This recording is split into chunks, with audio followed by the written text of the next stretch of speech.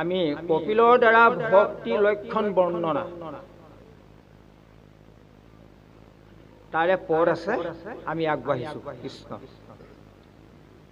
হে ৰাম মইতে অৱদতে শুনে ব্যাসৰ নন্দন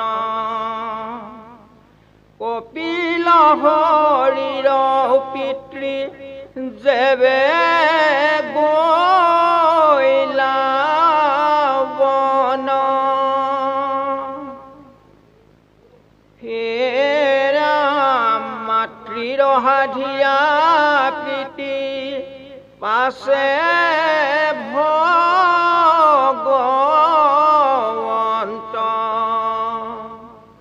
হেহি আশ্ৰমতে কতো দিন আছিলন্ত হে ৰাম নকৰন্ত কিছু কৰ্ম বখিয়া থাকন্ত জাতু তত্ত্ব পথ উদ্ভাৱ ভগৱন্ত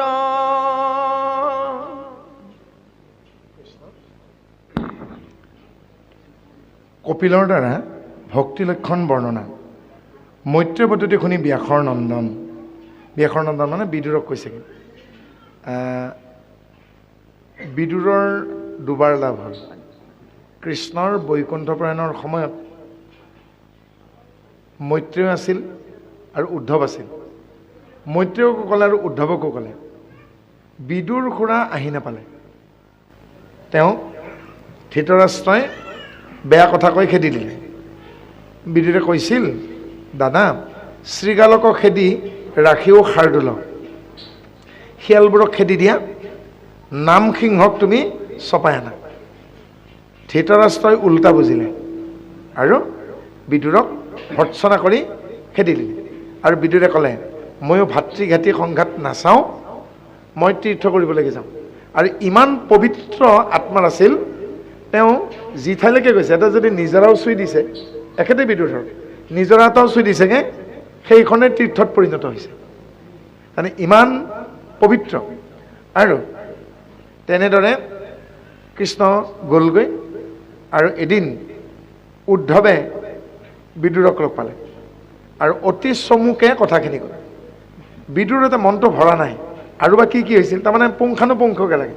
আৰু এদিন মৈত্ৰেয় পালে আৰু মৈত্ৰেয় তেতিয়া ক'লে, মৈত্ৰেয় হে কুশাৰু নন্দন, মানে মৈত্ৰেয়ৰ পিতৃৰ নাম কুশাৰু। তেওঁ কৈৱৰ্ত সমাজৰ আছিল আৰু মৎস্যজীৱী আছিল। আৰু তেওঁলোকে কি কৰিলেগৈ, আমি প্ৰাণী হিংসা নকৰোঁ বুলি ভাগৱতৰ তত্ত্ব বুজি নিজৰ জীৱিকা এৰি একশৰণলৈকে আহিল। গতিকে নিজৰ জীৱিকা এৰি, হিংসা ধৰ্ম এৰি একশৰণলৈকে অহা প্ৰথমজন কৈৱৰ্ত লোক হ'ল কুশাৰু। আৰু কুশাৰু মুনিৰ পুত্ৰ দ্বিতীয়জন হ'ল মৈত্ৰেয়, যি নিজৰ হিংসা ধৰ্ম এৰি ক'লৈকে আহিলে, অহিংসালৈকে আহিল। কাৰণ তেওঁ বুজিলে কুশাৰুৱে, ব্যাসে তেওঁ বুজাইছিল, ব্যাসৰ শিষ্য আছিল। আৰু পৰাশৰ তাত তেওঁ দীক্ষা লাভ কৰিলে, কিন্তু ব্যাসৰ পৰা ভালেখিনি পালে। তেওঁ ক'লে, অহিংসা প্ৰতিষ্ঠা তাতছে নিধৌ বৈৰিত্যাগ। অহিংসা প্ৰতিষ্ঠা কৰিব লাগিলে হিংসা বৈৰিতা ত্যাগ কৰিব লাগে। মাত্ৰ এটা শ্লোকৰ বাবেই তেওঁ অহিংসালৈকে আহিল। আৰু এইবাৰ মৈত্ৰেয়ক বিদুৰে কৈছে, মোক বিশদভাৱে কোৱাচোন কৃষ্ণই কি কি কৈ গ'ল। আৰু এই তৃতীয় স্কন্ধৰ যিমান বংশাৱলী আছে দেই, আৰু কৃষ্ণ উদ্ধৱৰ যিমানখিনি কথা আছে বা কৃষ্ণ লীলা চৰিত্ৰ, গোটেইখিনি বিতংভাৱে মৈত্ৰে বিদুৰক কৈছে। দুবাৰ লাভ নহ'ল জানো? এবাৰ উদ্ধৱৰ মুখেৰে শুনিলে, এবাৰ মৈত্ৰেৰ মুখেৰে শুনিলে। সেইকাৰণে ভাগৱতত দুটা পৃথক চেপ্টাৰ আছে, বিদুৰ উদ্ধৱ সংবাদ আৰু মৈত্ৰেয় বিদুৰ সংবাদ। এতিয়া মৈত্ৰেয় বিদুৰ সংবাদ আছে, ইয়াতে ব্যাসৰ নন্দন মানে বিদুৰক কৈ আছে মৈত্ৰেয় মহাভাগে। মৈত্ৰেয় কোন? মৈত্ৰেয়ৰ পিতৃ কুশাৰু দেই। আৰু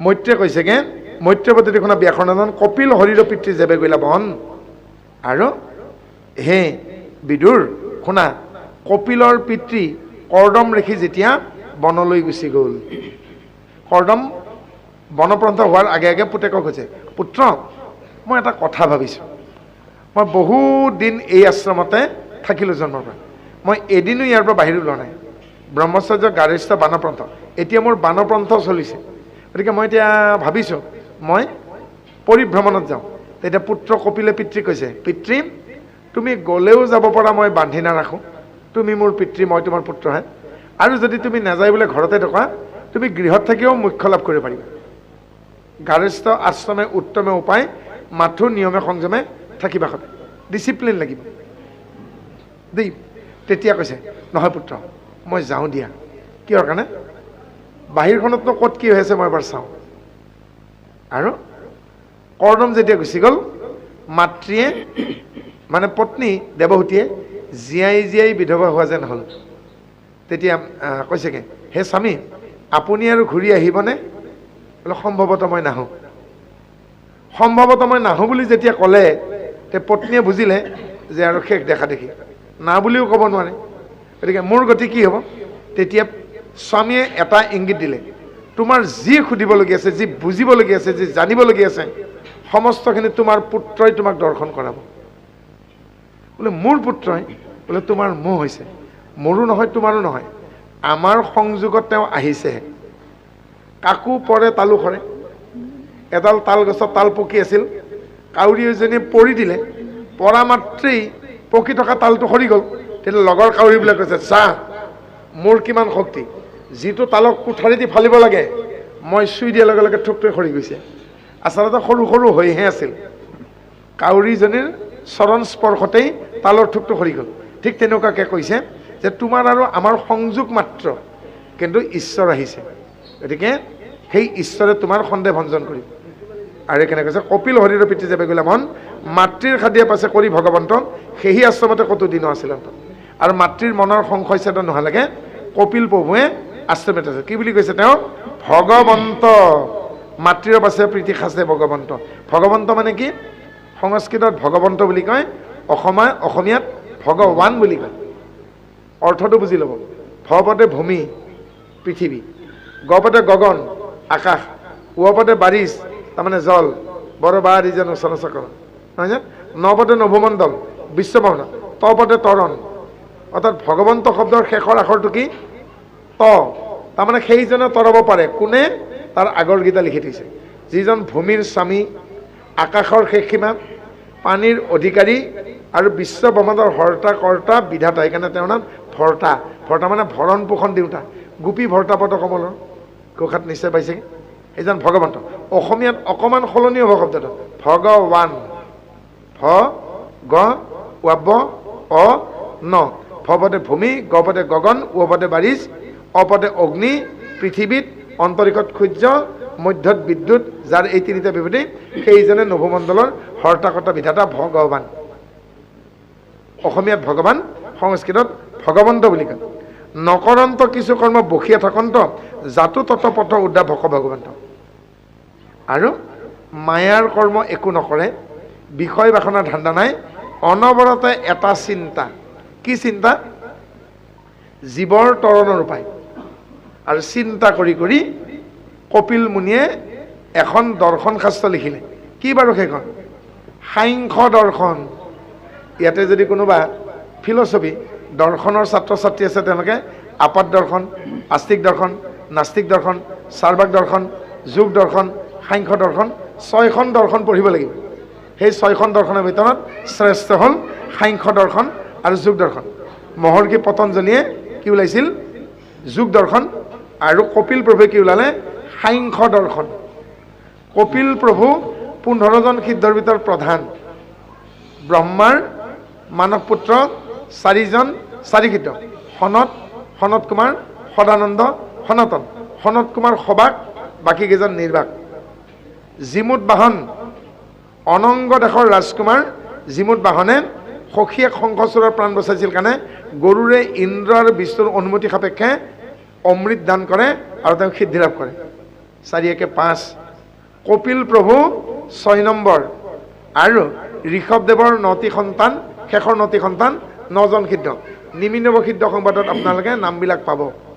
কবি, হবি, চমক, পিপ্পলাত, আবৃত্ত, দ্ৰুমিল, কৰ্বাজন, অন্তৰিক্ষ, প্ৰভূত। 6 নে কিমান হ'ল? 15। এই 15 জনৰ ভিতৰত কপিল শ্ৰেষ্ঠ। সেইকাৰণে গীতাৰ বিভূতিৰ যুগত কৃষ্ণই অৰ্জুনক কি বুলি কৈছে?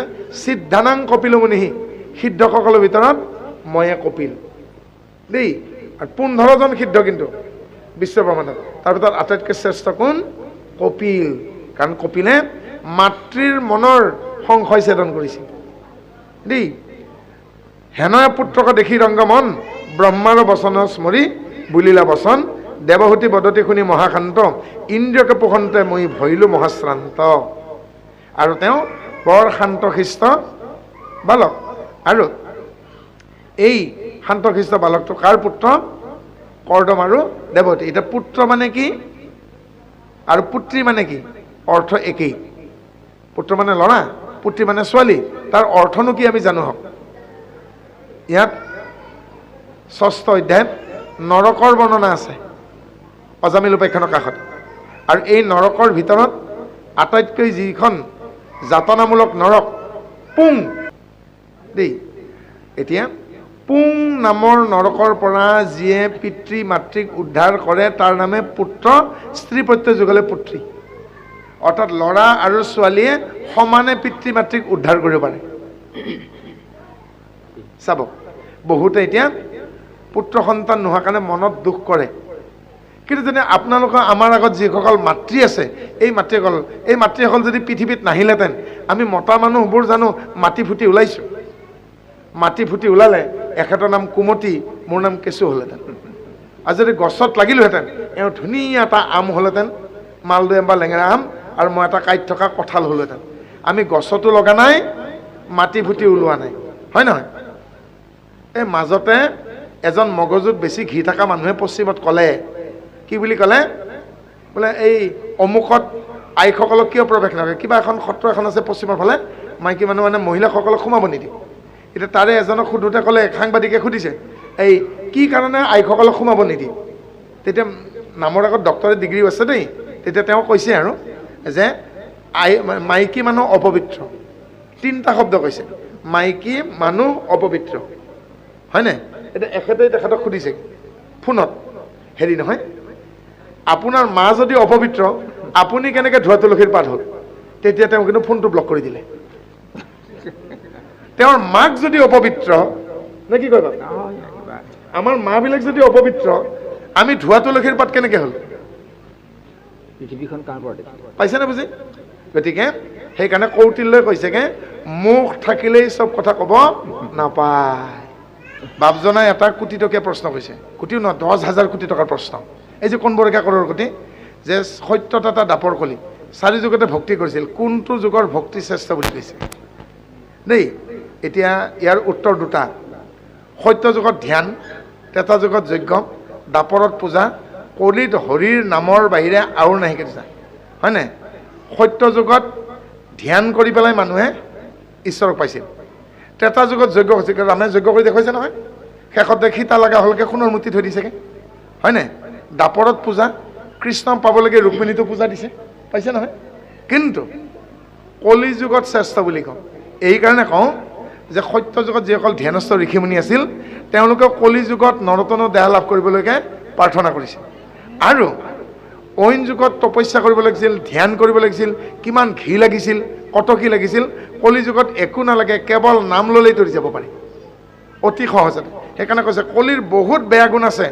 কলিত মানুহ অনাচাৰী হ'ব, ভ্ৰষ্টাচাৰী হ'ব। সুখদেৱৰ কেনেকৈ জানো? সুপুৰুষ মানে দেখা ডাঙৰ ডাঙৰ কাষ্ট ব্যক্তি আৰু সমাজ কাষ্ট মানে প্ৰাণ পায়, তেওঁলোকৰো গোপনে পৰকীয়া প্ৰেম আৰু সুখ মানে ভাটৌ। ভাল ভাল সমাজত আমি যাক বুলি কওঁ, সুখ পক্ষী মানে ভাটৌ। ভালকে খুচৰি চালে গম পাব তাৰ ওপৰত কাহিনী, পুৰাণৰ কাহিনী। কিন্তু দেৱৰ মুখখন ভাটৌৰ নিচিনাকে দেখুৱাই অতি সহজতে নাম লৈ ঈশ্বৰ কেতিয়াবা কম। তেওঁৰ কি হয়গে, তেওঁ গুচি যায়গে আৰু বিয়াখে গৈ পেলাই ইডাল গছক খাপতি ধৰে, সিডাল গছক খাপতি। শেষৰ মানে দৃশ্যটো বিৰাট কৰোণ। তাৰমানে সুখদেৱ পুত্ৰক বিচাৰি নাপায়, গছত খাপতি ধৰিছে। কি ক'ত আছা তুমি? গছবিৰিকবিলাকে কৈছে বোলে সৰ্বাত্মা চবতে তেওঁ আছে দেই। আৰু বাপে যেতিয়া কৈ আছে পাৰ্বতীয়ে টোপনি গ'ল, ঈশ্বৰৰ নাম কৈ আছে, এখেতেই ধৰক শিৱ, এখেতে কৈছেগৈ শুনা গোসানী, ঈশ্বৰৰ নাম ৰামেই হওক বা হৰিয়েই হওক, ৰাম শব্দৰ ৰায়ে কওক, হৰি শব্দৰ হয়ে কওক, মানে আধা যদি উচ্চাৰণ কৰে তথাপিতো সেইজন ভকতে কৈলাশ এৰি বৈকুণ্ঠ পাব। কিন্তু সিফালে সাগৰত টোপনি মাৰি আছেগৈ, কাৰণে গণেশ আৰু কাৰ্তিকক ডাঙৰ কৰোঁতে বহুত কষ্ট হৈছে। আৰু পিছদিনাখন নৰ্মদা নদীত গা ধুই আহি পাৰ্বতীয়ে আহি আছে, আৰু এই কথাখিনি শুনি আছিল গণ দুটাই। গণ মানে শিৱৰ অনুচৰবিলাকক গণ বুলি কয়, কিন্তু দুটা বকৰা আছিল, আৰু জয়ধ্বজ আৰু হৰিধ্বজ, আৰু দুইজনে নিজৰ নিজৰ চোতালত ঈশ্বৰৰ নাম ল'ব চেষ্টা কৰে। কিন্তু বকৰা কেনেকৈ নাম ল'ব? জয়ধ্বজে নিজৰ চোতালত বহি পেলাই ৰাম ক'ব চেষ্টা কৰে, কিন্তু শিৱ একদিনাখনে কৈছে নাই, ৰাম ক'ব নোৱাৰিলেও কোনো কথা নাই, ৰা বুলিও যদি কয় পাব। সি খুব ৰাম ক'ব চেষ্টা কৰিছে, কিন্তু কি দাল বকৰা মানুহে ৰাম ক'লে কেনেকুৱা ৰা ৰা ৰা, মুখেদি ফেন ওলাই গৈছেগৈ। পাৰ্বতীয়ে ভাবিলে ই কি হ'লগৈ, ই ছাগলীৰ দৰে বেবাব ধৰিছে, কি দাল হ'লগৈ, হাঁহিবই নে কান্দিব। অলপ দূৰ গৈ পেলাই সিজনক দেখিলেগৈ, সিজনেও একেই, কিন্তু বহি বহি হাল বাজে, হ হ হ কৈ, এইটো কি হ'ল ইহঁতকেইটাৰ আজি। পাৰ্বতীয়ে ভাবিলে জৰুৰী মানে নিশ্চয় মোৰ স্বামীৰ ভাঙৰ জুলুঙাটোৰ পৰা ভাংচুৰ হৈছে। স্বামী কৈছে আপোনাৰ জুলুঙাটো চাওকচোন, কিহৰ কাৰণে, চিলিম আছেনে? বোলে আছে। বোলে ভাং কম আছে, বোলে যিখিনি আছে কালিৰ পৰা মই খোৱাই নাই সেইখিনি আছেগৈ। তেতিয়াহ'লে এইবিলাক আপোনাৰ এই অনুচৰকেইটা কি হ'লগৈ? বোলে এটাই বহি পেলাই ছাগলীৰ দৰে বেবাই আছে কৰি আছেগৈ, আৰু এটা আকৌ বহি বহি হাল বাইছে হ হ কৰি আছেগৈ। কি হৈছেগৈ? বোলে তুমি ঠাট্টা নকৰিবা, প্ৰথমটোৱে ৰাম ক'ব চেষ্টা কৰি আছে আৰু দ্বিতীয়টোৱে হৰি বুলি ক'ব চেষ্টা কৰিছে। তেতিয়া পাৰ্বতীয়ে কৈছে যে ৰাম যদি কৈ দিয়ে, হৰি বুলি যদি কৈ দিয়ে কি হ'বগৈ? কৈলাশ এৰি বৈকুণ্ঠ পাব। তেতিয়া পাৰ্বতীয়ে কৈছে আপোনাৰ ইমানখিনি অনুচৰৰ ভিতৰত এই দুজন যদি নোহোৱা হৈ যায়, বৈকুণ্ঠ পাইগৈ, আপোনাৰ লোকচান নহ'বনে? ৱাহ, সেইটো আকৌ কেনেকুৱা কথা? গুৰুৱে শিষ্যক বিদ্যা শিক্ষা প্ৰদান কৰে, শিষ্যই বিদ্যা শিক্ষা লৈ যেতিয়া আগুৱাই যায় গুৰুৱে আশীৰ্বাদ দিব লাগে, কি বুলি? চৰৈৱতী চৰৈৱতী চৰৈৱতী, তাৰমানে তুমি আগুৱাই যোৱা আগুৱাই যোৱা আগুৱাই যোৱা, হয়নে? গতিকে মোৰ অনুচৰ হৈ পেলাই যদি মোৰ নিচিনা দেৱাদিদেৱক পাহৰি পেলাই তেওঁ যদি বিষ্ণুৰ কাৰোবাৰ, মই ভালহে পাম যে মোক অতিক্ৰম কৰি তেওঁ পাইছেগৈ, হয়নে? তাৰ নামৰ মহিমা শিৱপুৰাণত ধুনীয়াকৈ দিছেগৈ যে ঈশ্বৰৰ নামষাৰ আধাও যদি উচ্চাৰণ কৰে, শিৱে পাৰ্বতীক কৈছেগৈ তেওঁ ঈশ্বৰক পাবগৈ। আৰু সেনেহেন এতিয়া কি ক'লে? দেৱহূতি বদতি শুনি মহাশান্ত, ইন্দ্ৰিয়ক পোষণতে ভৰিলোঁ মহামহিশান্ত। মই ভাগৰুৱা হৈ পৰিছোঁ পাই, তুমি উপজাৰ আগলৈকে 10 বছৰ মই পঞ্চ কৰ্মেন্দ্ৰিয় পঞ্চ জ্ঞানেন্দ্ৰিয় চকু কাণ নাক জিভা ছাল বাক পানী পাত পায়ু উপস্থ, এই 10 ইন্দ্ৰিয়ৰ ভৰণ পোষণ দিওঁতে দিওঁতে মই ভাগৰুৱা হৈ গ'লোঁ, মহাশ্ৰান্ত। মাধৱ পুৰুষে ঘোষাত লিখিছে, কি লিখিছে? মৃগ তৃষ্ণাৰ্ণৱৰ জলে শ্ৰান্ত হৈয়া মহামোহ পাওঁ, কতোহো উপংগু কতোহো তলো যাওঁ, কতোহো থাকো মধ্যতে। সংসাৰত হাবাথুৰি খোৱা নাই জানো দেই? তজু অনুগ্ৰহে জন্মসীমা পাইলোঁ, এতেকে শান্ত চকুত তোমাক দেখিলোঁ। জন্মসীমা পালোঁ মানে আজিৰ পৰা আৰু মই যাতনা ভুগিব নালাগে। আজিলৈকে, আজি 577 শংকৰাব্দ বৰ্ষৰ নিশ্চয় 21 ফাগুন নহয়নে বাৰু? 21 ফাগুন নহয় জানো? আজি এই 577 শংকৰাব্দ বৰ্ষৰ 21 ফাগুনলৈকে আপোনাৰ জীৱনৰ পাৰ হৈ যাবখিনি যিখিনি ব্যৰ্থতা পালে, যিখিনি দুখ পালে, যিখিনি থেকেচা খালে, হাবাথুৰি খালে, হামখুৰি খালে, বুন্দা থেকেচা, বামুণ থেকেচা, যিমানখিনি খালে, গালিমাত খালে, লোকৰ খাও পানী খালে, নাখালে জানো? বহুত কষ্ট পোৱা নাই জানো? যি তত্ত্বক জানিলে অহাকালিৰ পৰা আৰু সেইখিনি পাব নালাগে, তাকে জন্মসীমা পায় বুলি কয়। আৰু সেইটোৰ অৰ্থটো কি? হান উপায়। শংকৰদেৱক কাকত কোটাত মাধৱদেৱে শেষ প্ৰশ্ন কৰিছে, গুৰুজন মোক হান উপায় দিয়ক। এতিয়া আমাৰ সাধাৰণ মানে হান উপায় মানে কি বুলি ভাবিব? ঐ বাৰীৰ জেওৰা এখন দিলে পথাৰত কি লাগে বাৰু? থিয়কে পুতি দিলা গোজ আৰু পথালিকে দিয়ে এডাল কামি, গোজডাল হান মাৰি নিদিওঁ নে? হয়নে?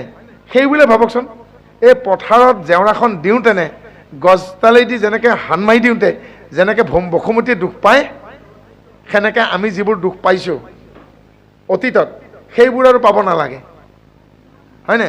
যেতিয়া টান শিল এটাৰ ওপৰত গছডাল থৈ পেলাই টঙনডালে টঙনিয়াই দিব, গছডাল ফুটিব নেকি? আপুনি যেতিয়া হৃদয়খন নিজৰ চিত্তক বজ্ৰকঠোৰ কৰিব পাৰিব তেতিয়া কিন্তু গুজ নালাগে, লোহাৰ চিপ্ৰাংখনো কিন্তু শিল ভাঙি সোমাই নাযায়, হয়নে? তাৰ নাম হাতী। তেতিয়া শংকৰদেৱে মাধৱদেৱক কৈছে, তুমি আমি ৰচনা কৰা ভক্তি ৰত্নাকৰত চাই ল'বা বোলে কি তস্য খ্যাতিৰা বিপ্লৱাহ হানুপায়। শংকৰদেৱে মাধৱদেৱক এই বুলি কৈছে, তস্য খ্যাতিৰা বিপ্লৱাহ হানুপায়। মাধৱদেৱে কৈছে, গুৰুজন মোক বুজাই দিয়ক, মই বুজিব পৰা নাই অল্পমতি। তেতিয়া কৈছে, যেতিয়া এজন ব্যক্তিৰ বিবেক জ্ঞানৰ প্লাৱন ঘটে তেতিয়া তেওঁৰ দুখ দুৰ্দশা সমোলঞ্চে নাশ হয়। বিবেক জ্ঞান মানে খ্যাতিৰ বিপ্লৱা, বিপ্লৱা মানে প্লাৱন অবিপ্লৱা। গতিকে যেতিয়া এজন ব্যক্তিৰ কি হ'ব বিবেক জ্ঞান, বোলে বিবেক জ্ঞান কেনেকুৱা মোক এটা উদাহৰণ দিয়ক। তেতিয়া শংকৰদেৱে পুনৰ মাধৱদেৱক উদাহৰণ দিছে, লুস্ত্ৰবাদ পৰদ্ৰব্যেষু মাতৃবাদ পৰদ্বাৰেষু আত্মাবাদ সৰ্বভূতেষু। বেলেগৰ সম্পত্তি মানে কুটা গছ, দীঘেই হওক বা বাণী হওক, এডাল খুঁটা যদি ছিঙি পৰে, চেলেঙেই হওক বা চাদৰে হওক, এডাল খুঁটা যদি মাটিত ছিঙি পৰে তাৰ নাম কুটা গছ। বেলেগৰ সম্পত্তি মানে কুটা গছ। নাৰী মানেই যদি কনিষ্ঠ হয় জীয়ৰী নহ'লে ভনী, জ্যেষ্ঠ হ'লেই মাতৃ। পুৰুষ মাত্ৰেই যদি কনিষ্ঠ হয় ভাতৃ ভাগিন ভতিজা নাতি পুতি, জ্যেষ্ঠ হ'লেই পিতৃ, হয়নে? আৰু আমি জাতি নহয় জ্ঞাতি নহয়, আমি এক আত্মা মাত্ৰ। সেইকাৰণে অনুবাদত তেওঁ লিখিলে, কৃষ্ণ উদ্ধৱ সংবাদত কি লিখিলে, কুকুৰৰ চণ্ডালৰ গদৰ্ভৰ আত্মাৰাম। পৃথিৱীত ৩,০০০টা ধৰ্ম আছে, বহুত মহাপুৰুষ আছে, কিন্তু একমাত্ৰ মহাপুৰুষ একমাত্ৰ গুৰু আমাৰ শ্ৰীমন্ত শংকৰদেৱে উৰণ বুৰণ গজন ভ্ৰমণ চাৰিমুঠিৰ জীৱৰ সৃষ্টি কৰি মানে চিন্তা কৰিছে। বেলেগ কেইজন গুৰুৱে অকল মানুহৰ কল্যাণৰ চিন্তা কৰিছে, উৰণ বুৰণ গজন ভ্ৰমণ চাৰিমুঠি জীৱৰ কল্যাণৰ সৃষ্টি কৰাজনে হ'ল মহাপুৰুষ শংকৰদেৱ। সেইকাৰণেই তেওঁ অদ্বিতীয় অতুলনীয় ইনক্ৰেডিবল, কাৰো লগত তুলনা নহয়, অতুলনীয়। শ্ৰী যশ দান মান ভূত দায়া সবগুণ সম্পন্ন ঠিক ভকতক ভকতি দানে কৰু গুৰু দায়া তনয় অধিক। তনে মানে পুত্ৰ, হৰিচৰণ নামচৰণ নিদি কিন্তু মাধৱদেৱক দিছে, দিয়া নাই জানো? দায়া কেতিয়াও লিখা নাই, কিন্তু মই শংকৰদেৱ ভূঞাই কৈছোঁ, মাধৱদেৱে লিখা নাই মই মাধৱদেৱ ভূঞাই কৈছোঁ। লিখিছে নেকি? নিজৰ উপাধিও ব্যৱহাৰ কৰা নাই, কিন্তু বাকীবিলাকত অহয় গোবিন্দ মিশ্ৰে, গোপাল চৰণ দ্বিজ ভনে, অহয় অনন্ত কন্দলী ভনে, মাধৱ কন্দলী ভনে। চাওকচোন লিখিছেনে নাই? শংকৰদেৱে নিজে কিন্তু উপাধি পৰ্যন্ত লিখা নাই, লিখিছে নেকি? কৃষ্ণৰ কিংকৰ শংকৰ কয়, দাস্য ভকতি কয়, কহয় মাধৱ দেখে। তেওঁলোকৰ ভাৱনা চাওক কিমান উচ্চ খাপৰ ভাৱনা। আৰু সেইকাৰণে কি ক'লে, তজু অনুগ্ৰহে আবে জন্মসীমা পাইলোঁ। বোপায়ো আজি তোৰ অনুগ্ৰহ হোৱাত মই যেন আকৌ এবাৰ জন্ম পাইছোঁ, আৰু মই জানো আজিৰ পৰা মই লেলাত ভঞ্জিব নালাগে। কিহৰ কাৰণে? তেওঁ বুজি পালে আত্মা কি পৰমাত্মা কি, তেওঁ বুজি পালে। এতেকেকে শান্ত চকু তোমাক দেখিলোঁ, আজি যেন মোৰ চকুৰ জাল কটা গ'ল, আজি মই তোমাক স্পষ্টকৈ দেখাইছোঁ তুমি আত্মাহে। তমুগুণে অন্ধ চকু ইটো নৰ ছয়, সূৰ্যজন তাৰ অৰ্থে প্ৰকাশ কৰয়। হয়নে? যেতিয়া মানুহ তমুগুণী হয় তেতিয়া খং উঠে, কি হয় প্ৰথমতে গালিবোৰ ওলায়, গালি ওলায়ো যেতিয়া শান্তি নহয়গৈ তেতিয়া হাত ভৰি চলে, নহয় জানো? প্ৰথমতে গালিৰে আৰম্ভ হয় যুদ্ধখন। এখেত মোতকৈ ডাঙৰ, বিৰাট খং উঠিছে, এখেতক মানে এখেতেও কিবা এটা অপৰাধ কৰিছেগৈ, মই এতিয়া হাত ভৰি ব্যৱহাৰ কৰিব নোৱাৰোঁ। যেতিয়া সন্মুখত থকা ব্যক্তিজনৰ ওপৰত এজন মানুহৰ খং উঠে, হাত ভৰিবোৰ ব্যৱহাৰ কৰিব নোৱাৰে, অৰ্থাৎ চলিয়াব নোৱাৰে, লঠিয়াব নোৱাৰে, গুৰিয়াব নোৱাৰে, পিষ্টলে গুলিয়াব নোৱাৰে, তেতিয়া ব্যাকৰণ আৰু অভিধানত নোহোৱা যিবোৰ টান টান শব্দ মুখেৰে ওলায় তাকে গালি বুলি কয়, হয় নাই? গতিকে কি হয়গৈ, যেতিয়া তমুগুণী হৈ যায় মুখেৰে প্ৰথমতে বেয়া কথা ওলায়, তাৰপিছত আচৰণো বেয়া হৈ যায়, নহয় জানো? কাজিয়া বুলি নকয় জানো? কাজিয়া শব্দৰ অৰ্থকে মাজত এটা হচৰি লগাই দিয়কচোন। কাই মানে কোনে? জিয়া, তাৰমানে দুজনৰ এজন মৰিব। মাটিৰ কাজিয়াত দুজনৰ মৃত্যু, তিনিজনৰ আহত পাই নাথাকে জানো? হয় নাই? কাই জিয়া তাৰমানে কা মানে কোনে? কোনোবা এজন জীয়া তাৰমানে দুইজন এজন মৰিব লাগিব। তাৰমানে ইমান বেয়া মাটিৰ কাজিয়াৰ সূত্ৰপাতত 3জনৰ মৃত্যু। সূত্ৰপাত খিৰিগতিৰ পৰা শান্তৱদা। গতিকে কৌটিল্যই সুন্দৰ কথা এষাৰ কৈ গৈছে, যিদিনাখন পৃথিৱীত মানুহবোৰ শাকাহাৰী হৈ যাব, পৃথিৱীত যুদ্ধ বিগ্ৰহ একেবাৰে বন্ধ হ'ব। যেতিয়ালৈকে মাংসহাৰী হৈ থাকিব, পৃথিৱীত কেতিয়াও যুদ্ধ বিগ্ৰহ বন্ধ নহয়। আমি সৰু থাকোঁতে আইতাই কৈছিল, গৰুৰে হওক, ছাগলীৰে হওক, কুকুৰৰে হওক, গাহৰিৰে হওক, এডাল হাড় যদি দেখা পাওঁ, ঘৰত আহি পেলাই কিন্তু বাহিৰতে কাপোৰ থৈ গা ধুবি। অৰ্থাৎ আমি এডাল জীৱ জন্তুৰ মৰা হাড় এডাল দেখিলেও বাহিৰতে কাপোৰ থৈ আমি গা ধুই ঘৰত সোমাইছিলোঁ। এতিয়া সেই হাড়বোৰ আকৌ আজিকালি মানুহৰ পাতত পৰে, সুন্দৰকৈ চুহি চুহি খায়। কিন্তু মোৰ তাতেহে বিৰাট লাজ লাগে। মই বড়ো জনগোষ্ঠীৰ মানুহ, আমাৰ 427টা পৰিয়াল, 337টা ভকতীয়া পৰিয়াল, কিন্তু গৌৰৱ কৰোঁ এটা পৰিয়ালো কিন্তু খ্ৰীষ্টানত যোৱা নাই।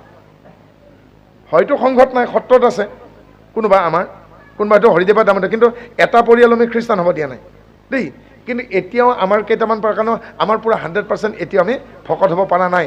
কেইটামান পৰিয়াল এতিয়াও আমাৰ তাৰমানে ব্ৰহ্ম সমাজ আৰু বাথৌ সমাজত আছে। এতিয়া তেওঁলোকে এই ঘৰত কুকুৰা আৰু গাহৰি পোহে, হয়নে? এতিয়া সেনেকুৱা মানুহ আমাৰ পৰিয়ালত 20 ঘৰমান আছে, ভকত হোৱা নাই, বৰ আপত্তি একো নাই। কিন্তু কিছুমান মানুহ গৈ পেলাই সেই মানুহকে ঘিণ কৰে। তহঁতৰ চোতালত কুকুৰা থাকে, তহঁতৰ চোতালখনকে গাহৰিয়ে কঠিয়াতলি কৰেগে, একদম থু পেলাই বমি কৰি আহে। কিন্তু 31 ডিচেম্বৰ হ'লে সেই মানুহকেইটা গাহৰি দোকানত প্ৰথমতে যায়। যিকেইজন মানুহে তাৰমানে পৰা নাই, কিন্তু এতিয়া আমাৰ জনজাতি মানুহ পুহিবই ন, কছাৰী মানুহে সৈখন নুমলীগড়ৰ ৰৌদুৱাৰ দিনতে সোমাব নোৱাৰিছিল মানুহ। আজি কিন্তু তাত 4টা নামঘৰ, 3খন স্কুল কলেজ হ'ল। কিয় কাৰণে? 7 দিনীয়া ভাগৱত হয় ৰৌদুৱাৰ কছাৰী গাঁও। ৰজাই তাৰমানে শিলৰে ৰৌ মাছৰ আকৃতিৰ এখন দুৱাৰ বনাইছিল, কাৰণে ৰৌদুৱাৰ কছাৰী গাঁও বুলি কয়, হয় নে? দিনত সোমাব নোৱাৰিছিল আজি 7 বছৰ আগত, কিন্তু আজিৰ তাৰিখত বছৰত 2 বাৰ 7 দিনীয়া ভাগৱত হয়, হয়নে? 7 দিনেই অন্ন নচলে, ফল মূল খাই থাকে। তেতিয়াহ'লে ভাবকচোন। কিন্তু মই সেইটোকে মোৰ লাজ লাগিছে কোনটো, যে আমাৰ যিকেইঘৰে এতিয়াও কুকুৰা গাহৰি পুহিব এৰা নাই। মই একো কিয় ক'ব নোৱাৰোঁগৈ। তেওঁলোকে কৈছেগৈ আমি এইবিলাক পোহাৰ কাৰণে কিন্তু গালি নাপাৰিব। কিয় কাৰণে? যেতিয়ালৈকে তই আমাৰ ভাইহঁতক ভতিজাহঁতক এটা চাকৰি দিব নোৱাৰ, তেতিয়ালৈকে কিন্তু আমি কিয় পুহিছোঁ তই নকবি। বাপজনাৰ ছোৱালীজনী বিয়া দিব পৰা হৈছে, এতিয়া ছোৱালীজনী এঠাইত ঠিক কৰিছে। মই কিন্তু বাপক এই বুলি ক'ব নোৱাৰোঁ আপুনি কিয় সেই ঘৰ মানুহ তাত আপুনি ছোৱালী দিব। মই যদি তেখেতৰ ভায়েক হয় বা ছোৱালীটোৰ মোমায়েক হয়, মই যদি সেই ছোৱালীজনীৰ কাৰণে উপযুক্ত মানে জিভা পাক নোখোৱা আৰু ভৰি পাক নোখোৱা এটা যদি ল'ৰা আনি দিব নোৱাৰোঁ, বুজি পাইছে নহয়? জিভা পাক নোখোৱা মানে, পাক খোৱা মানে বেয়া কথা কোৱা, ভৰি পাক খোৱা মানে গধূলি হোৱাৰ লগে লগে যাৰ কুকুৰাৰ ঠেংখন, গাহৰি ঠেংখন আৰু মদৰ বটলটোলৈকে মনত পৰে, যে সেনেকুৱা নপৰা, অৰ্থাৎ জিভা পাক নোখোৱা, ভৰি পাক নোখোৱা ল'ৰা এটা যদি আনি দিব নোৱাৰোঁ, তেনে এখেতে ছোৱালীজনী ক'ত বিয়া দিছে মই সেইটো ক'ব নোৱাৰোঁ, হয়নে? তো মই পাৰিব লাগিবতো। গতিকে মোৰ সেইকাৰণে মই লাজ পাওঁ বুলি কৈছোঁ। যিকেইঘৰত সেই কুকুৰা গাহৰি আছে সেইখিনি দেখি পেলাই চি চাহ কৰে, যে কেইটা বমিও কৰি দিব পাৰে, এই সোপা কৰে তহঁতে ইমান লগা। কিন্তু সেইকেইটা মানুহে আকৌ সেই 31 ডিচেম্বৰৰ দিনাখন, মই নামঘৰৰ বজাৰ কৰিবলৈকে গৈছোঁ, এজনে কৈছে আমাৰ ল'ৰাৰ জন্মদিন, জাগা ঠেক, নামঘৰতে শৰাইখন দিম। মোক কৈছেগৈ মগুমা ডাঙৰ আপুনি 5 কেজি আনিব। তাৰমানে আমাৰ নামনি ফালে গোটা মগু চলে, পাৰিলে গাজ ওলাব লাগে, গাজি বুলি কয়। ইফালে আকৌ কণ কঠীয়া নামাৰে কাৰণে ফলা মগু দিয়ে। যি নহওক আৰু দেই, মগু 5 কেজি মগুমা, 2 আখি কাৱল, 1 পোৱা জহা চাউল, 1 পেকেট নিমখ, আৰু আপুনি পাৰিলে আপেল লৈ আনিবগৈ। গতিকে হেৰি হ'ব, এই গধূলিলৈকে শৰাইখন হ'ব, তিয়হ নালাগে আৰু কুঁহিয়াৰ চেলাবলৈকে টান পায়, হয় নাই? বজাৰ কৰি আছোঁ এতিয়া মালভোগ কল, সৰু সৰু ডাঙৰ ডাঙৰ মালভোগ কল পোৱা নাই। ঈশ্বৰ তুমি দেখুৱাই দিয়া। এঠাইত দেখিলোঁ বজাৰ চুকটো একদম কিবা যেন যাদুহে হৈছে, কিবা হৈছে, বহুত মানুহ, হাজাৰ হাজাৰ মানুহ। বোলো কিয় তাতে কিবা লটাৰী ওলাইছে? কিন্তু নহয়, তাতে বৰা পহু, তাতে লিখা আছে ফেষ্টিভেল যিয়ে নহওক গাহৰি মেইন, হয় নাই? কিন্তু মোৰ ভাল লাগিল সেইটো দৃশ্য। অকণমান ফাঁকেদি দেখা পালোঁ, তাৰমানে আমাৰ জাতি ভাই এজনে ট্ৰাইবেল মানুহ এটা কাটি আছে, আৰু কাষ্টমাৰ কিন্তু গোটেইখিনি জেনেৰেল। মোৰ ভাল লাগিছে আৰু চবকে সাথ চবকে বিকাশ, নহয় জানো কথাটো কৈছোঁ, হয় নাই? আমি গাহৰি কুকুৰা খাওঁ বুলি আগতে আমাক বড়ো মানুহক দেই চাইড কৰি থৈছিল।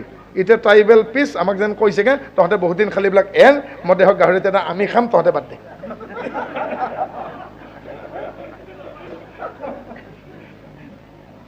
হয় নহয়গে? গতিকে মানে মই এতিয়া ক'বও নোৱাৰোঁ গণতান্ত্ৰিক দেশ, সেইকাৰণে মই বুদ্ধি কৰি কওঁ আৰু সেইদিনা ভৈৰৱৰ জেগাত গৈছোঁগৈ, গৈ পেলাই তেওঁলোকৰ কেঁচুৱাৰ তাৰমানে অন্নপ্ৰাশনৰ উপলক্ষত মই কৈছোঁ তাতে ধেমাজিত, কাৰণ চিধাকেতো ক'বও নোৱাৰোঁ, ক'ৰবাত গুলিয়াই দিবগৈ। মই কৈছোঁ যেতিয়া উতলি থকা গাখীৰত চাউল এমুঠি পেলাই দিওঁ কি হয়, পায়স। কেতিয়া খুৱাব? যে মোৰ ভনীজনী গাত লেঠা থাকে, ঘৰত সত্যনাৰায়ণ পূজা পাতিছে বা কিবা এটা মাংগলিক কাৰ্য কৰিছে, তেতিয়া কি খাব? পায়স খাব। সদায় খাব পাৰিলে আৰু ভাল। উতলি থকা গৰম পানীত চাউল পেলাই দিলে কি হ'ব? ভাত হ'ব। কেতিয়া খাব? ভোক লাগিলে। আৰু ভাতখিনি যেতিয়া বাঢ়ি হ'ব তাক কৰ্কৰা, পন্তা, জকৰা বুলি কয়, নকয় জানো? কৰ্কৰাই হওক, পন্তাই হওক, জকৰা, এটা খৰাহিত থৈ ওপৰতে জনতা চাবোনৰ আধা টুকুৰা, মানে বাখৰ, এই মদ বনোৱা মছলাটো জনতা চাবোনৰ আধা পাল্লা বুলি কয় দেই, সেইটো ছটিয়াই দিলে, তলৰ ফালে বাল্টিং বা কলহ এটাত পাতিলে কি হ'ব? এটুপ দুটুপ কৰি বহি যায় বহল সাগৰ,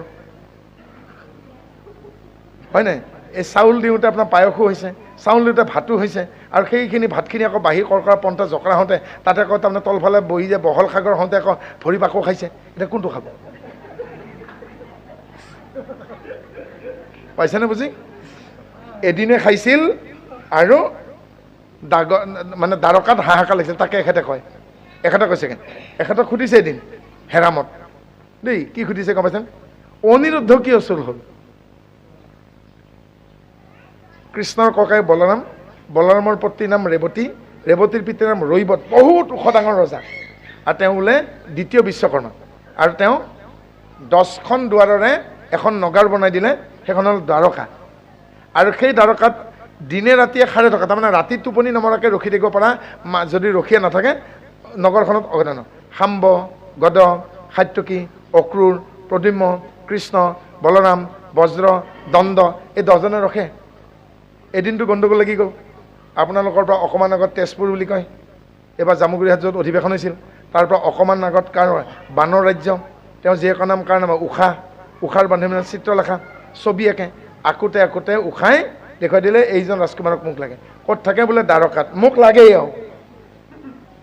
আৰু কৃষ্ণপক্ষৰ অমাৱস্যা তিথিত সঞ্জৰী পক্ষী ধৰি পুৰি খাই তাৰ ছাইখিনিৰ ফুট এটা লৈ উৰি গ'ল তাই, পালেগৈ দ্বাৰকা, আৰু গ'লে কোনে টোপনি আছে, যিফালে টোপনি আছে এইফালেদি সোমাই গ'ল, আৰু সোমাই গৈ অনিৰুদ্ধক মোহিনী কৰি লৈ আনি পেলাই ইয়াত এৰি দিছে। পিছদিনা হাহাকাৰ, আমাৰ কোঁৱৰ নাই। তেতিয়া কৃষ্ণই সুধিছেগৈ বিদৰ, খুৰা কালি কোনে শুই আছিল? অক্ৰূৰ, খুৰা কালি কোনে শুই আছিল? বোলে মোৰ কাষৰ দুৱাৰখনত কোনোবাই শুই আছিল। বোলে কাষৰ দুৱাৰখনত কোন আছিল? বোলে ডাঙৰ ভতিজা। অক্ৰূৰে সঁচা কথাটো কৈছিলে। তেতিয়া কৃষ্ণই বলৰামক সুধিলে, কিয় টোপনি গ'লা? বোলে মই কালি বাৰুণী খুৰা সেৱন কৰিছিল। তাৰমানে মদ খালে, মদে মাতাল ভাঙে ভুলুং, আৰু কোন চোৰ হ'ল? অনিৰুদ্ধ। অৰ্থাৎ যেতিয়াই চকীদাৰ নিচাগ্ৰস্ত হ'ব, ৱাটছমেন, তেতিয়াই অনিৰুদ্ধ। অনিৰুদ্ধ মানে কি? অলপ পিছত তাকে ক'ব, যাক ৰোধ কৰিব নোৱাৰি মনৰ মানসিকতা, চিত্তৰ চঞ্চলতা হ'ল অনিৰুদ্ধ। গতিকে যেতিয়ালৈকে চিত্ত চঞ্চল হৈ থাকিব, মনটো চঞ্চল হৈ থাকিব, যেতিয়ালৈকে তুমি চিত্ত বৃত্তিপূৰ্ণ নহ'ব, অনিৰুদ্ধ চোৰ হৈয়ে থাকিব। বাপে নাম লৈ আছে ৰাতিপুৱা, নাতি পোৱালি এটা যদি পাৰ হৈ গুচি যায়, বাপৰ আউল লৈ গুচি যাব। বাপে যদুমণি যাদৱ গাই আছে, লংকাত পখীয়া সাগৰত বান্ধি খেতু, বধিলা ৰাৱণ সীতা হৰণৰ খেতু। মই বাপক ক'লোঁ, অ' বাপ আজি অন্যমনস্ক কি হ'ল? মানে বোলে লংকাটো পখীয়া সাগৰত বান্ধি সেতু, বধিলা ৰাৱণ সীতা হৰণৰ সেইটো কেলে? এই ভাৰতবৰ্ষত লংকা নাই নহয়। অন্যমনস্ক হৈ গ'ল, কেঁচুৱা এটা পাৰ হৈ গুচি গ'ল। পাইছে বুজি? মনটো যদি অন্যমনস্ক হয়, নামতো আউল লাগিব। পালে বুজি? গতিকে মনটোক একদম থিৰ কৰি ৰাখিব। আৰু সেইকাৰণে এতিয়া অলপ পিছত ক'ব, হে মাতৃ, চিত্তই বন্ধৰ আৰু মুখ্যৰ দুৱাৰ। চিত্তই হ'ল সেইখন দুৱাৰ যিখন বন্ধ আৰু মুখ্যৰ মাজৰ দুৱাৰখন। গতিকে এই দুৱাৰখন আপুনি চিনি লওক। এতিয়া আমি কি পালোঁ? দ্বাৰকা পালোঁ নে নাই? 10জন ৰখিয়ে থাকিব লাগিব। এই শৰীৰটোৱে হ'ল দ্বাৰকা। 2টা চকু, 2খন কাণ, 2টা নাকৰ ফুটা, মুখখন, ব্ৰহ্মৰন্ধ্ৰ, শৌচদ্বাৰ, পেচাবৰ দ্বাৰ, এই 10খন দুৱাৰ থাকে কাৰণে শৰীৰটোৰ নাম দ্বাৰকা। পঞ্চ কৰ্মেন্দ্ৰিয়, পঞ্চ জ্ঞানেন্দ্ৰিয়, চকু, কাণ, নাক, জিভা, ছাল, বাক, পানী, পাত, পাই, উপস্থ, এই 10টা ইন্দ্ৰিয়ই 10খন ৰথ হৈ 10 ফালে শৰীৰটোক টানে। সেইকাৰণে শৰীৰটোৰ আন নাম দশৰথ। শৰীৰটোৰ আন নাম দশৰথ, যিটো শৰীৰক 10 ইন্দ্ৰিয় 10 ফালে টানে। দেহৰ ৰথ ঘূৰ মন, ইন্দ্ৰিপান সেনাগণ, ও বিষয়ৰ নৰ সংসাৰৰ, চিত্ত বৃত্তি ধনুৰ্বাণ লোভমোহ শোষণ এই ভোগ যে ভৈলা মৃগয়া তাৰ গীতাত লিখা নাই জানো অনুবাদত নৱমত গতিকে এই দেহটোক ৰথ বুলি কৈছে আৰু সেইকাৰণে মাতৃ স্বীকাৰ কৰিছে হে পুত্ৰ তজু অনুগ্ৰহে আবে জন্মসীমা পাইলোঁ আজি মই জীৱনটো নতুনকৈ বুজিলোঁ হ'ব আৰু অকণমান এটষ্টপে যাক বাঢ়িছে